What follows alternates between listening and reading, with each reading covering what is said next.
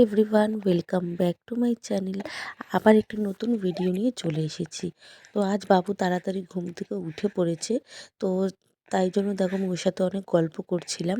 রোজই আমি ওর সাথে এরকম সকালবেলা ঘুম থেকে উঠে গল্প করি। তো এরপর আমরা নিচে চলে যাই। তো নিচে গিয়ে দেখি হাজব্যান্ড কারোর সাথে একটু কথা বলছে। তো দেখি যারা লেপ তোশক বানায় তাদের সাথে কথা বলছিল, হচ্ছে বাবুর কোল বালিশ আর হচ্ছে মাথার বালিশ বানানোর জন্য। বাবুর যেহেতু পাশ বালিশ আর মাথার বালিশ নেই, তো সেই জন্য বাবা এনাকে দিয়ে বানালেন। দাদুটা মাঝে মাঝেই আমাদের বাড়ির এখানে আসে। তো এই প্রথম আমি ওনাকে দিয়ে বাবুর জন্য এই পাশ বালিশ আর মাথার বালিশ বানালাম। খুব সুন্দর বানিয়েছেন, অনেকটা সময় নিয়ে উনি বানিয়েছেন। সমস্ত তুলোগুলোকে বেশ ভালো করে নরম করে বানিয়েছে।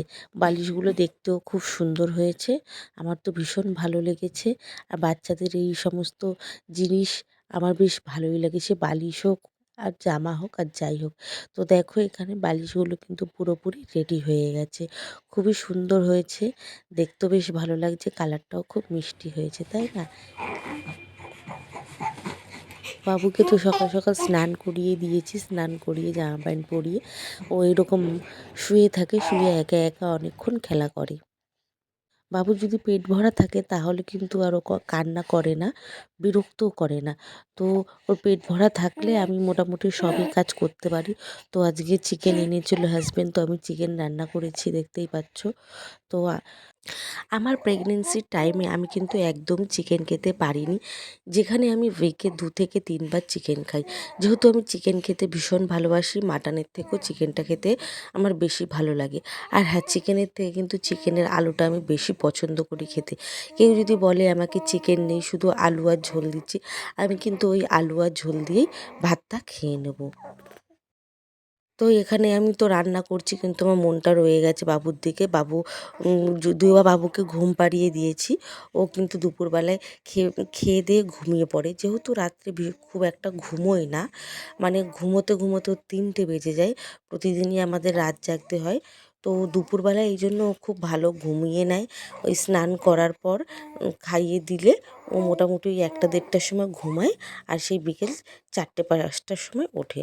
তো আমি এখানে রান্নাবান্না করে স্নান করে তারপরে পুজো দিতে চলে এসেছি। এখনও কিন্তু বাবু ঘুমোচ্ছিল। তো ঘুমোচ্ছিল বলেই আমি এত কাজ করতে পারি। তোমরা হয়তো ভাববে যে আমি এত ছোট বাচ্চাকে রেখে কি করে এত কাজ করি। হ্যাঁ, আমার বাবুর 2 মাস বয়স। যেহেতু ও দুপুরবেলায় অনেকটা টাইম ঘুমোয়, তো আমি সেই জন্য মোটামুটি রান্না করা, পুজো দেওয়া, আমার ঘরের যে কাজ সে সমস্ত কাজগুলো আমি করতে পারি। তবে হ্যাঁ, মাঝে মাঝে 2-1টা দিন ও যখন খুব বিরক্ত করে তখন কিছু করা হয় না, কারণ ও তখন আমাকে ছাড়া আর কারোর কাছেই যেতে চায় না, খুব কান্নাকাটি করে। ওকে নিয়ে বসে থাকতে হয়। প্রথম প্রথম তো খুব কান্নাকাটি করতো, আমার তো খুব টেনশন হতো, এত কান্নাকাটি করতো কেন। তো ডক্টরকে দেখিয়েছি, ডক্টর বলেছে এটা নর্মাল, 3 মাস অবধি থাকবে। তো তারপর পুচকু বাবা জামা কাপড়গুলো কেচে দিয়ে যায়, সেগুলো আমি দুপুরবেলায় তুলে নিয়ে আসলাম।